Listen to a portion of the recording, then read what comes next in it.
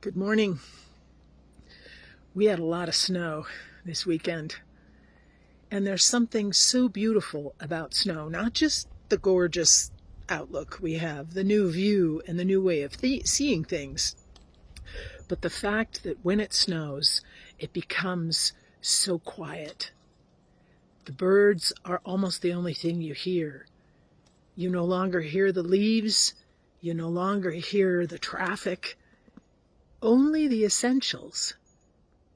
And so often in these months, we've talked about stillness and quiet and taking time to listen to what else is there. When we're trying to connect with the divine, not just in the beauty of creation, but also one-on-one in our heart, silence, quiet, solitude are critical.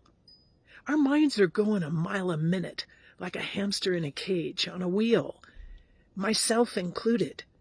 It takes me time to settle down, to quiet the chatter of my mind when I pray.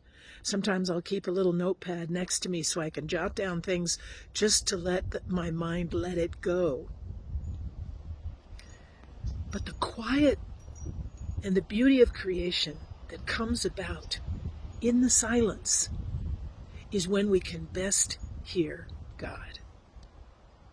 And what is God trying to say? We've just celebrated the Incarnation, Emmanuel, Christmas, where God tells us that nothing is more important than being with us, being with you.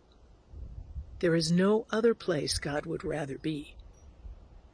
And the secondary message, the reason there's no other place, is because the love of God is so intense for you. We have never been loved like God loves us.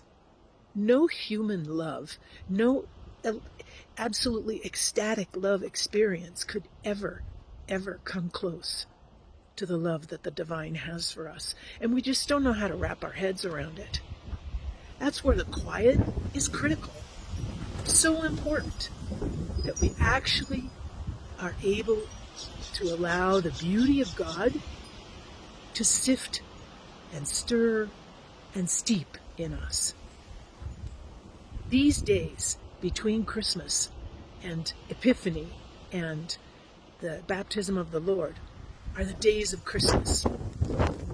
In a particular way, the intimacy of God is even more evident.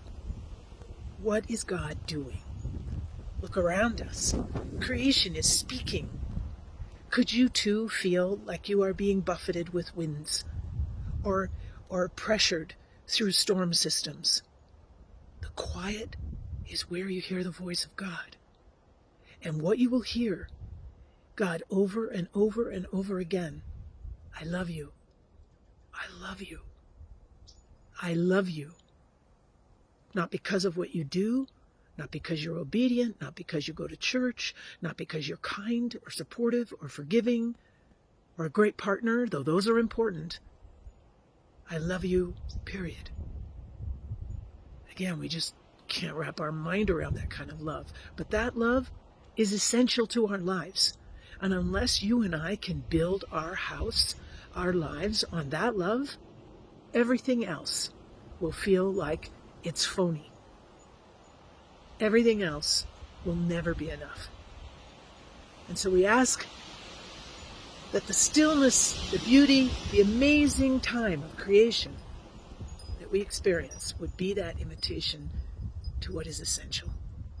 The stillness, the quiet, allowing God to tell us over and over again how deeply loved we are. I'm going to take 2 weeks and not post videos. I'm getting ready for the conference, and then I'll need a day or so to recover. But I'll be back. We'll see you then.